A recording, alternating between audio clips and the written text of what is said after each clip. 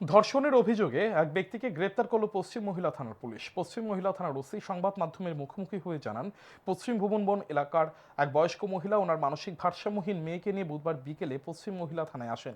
ওই মহিলা অভিযোগ করেন, ওনার পাশের বাড়ির এক বয়স্ক লোক ওনার বাড়িতে একাকিত্বের সুযোগ নিয়ে ওনার মেয়েকে ধর্ষণ করেছে। অভিযোগ পাওয়ার পর রামনগর ফাঁড়ির সহায়তা নিয়ে অভিযুক্ত ব্যক্তিকে গ্রেপ্তার করা হয়েছে। বর্তমানে ঘটনার তদন্ত চলছে বলে জানান তিনি।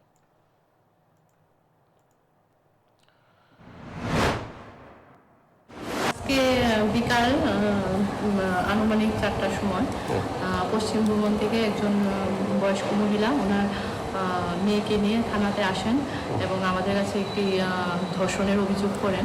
ওনার পার্শ্ববর্তী একজন বয়স্ক লোক ওনাদের বাড়ির সবাই অনুপস্থিতিতে ওনার মেয়েকে যে মানসিক ভারসাম্যহীন মেয়েটিকে ধর্ষণ করে। তো ওই অভিযোগ মূলে আমরা একটি কেস আজকে মামলা নথিভুক্ত করি এবং যথারীতি আমরা ওসি রামনগর আউটপোস্টের সহযোগিতার মাধ্যমে আমরা তাকে ধরতে সাকসেস হই এবং আপাতত সে এখন আমাদের হেফাজতে আছে।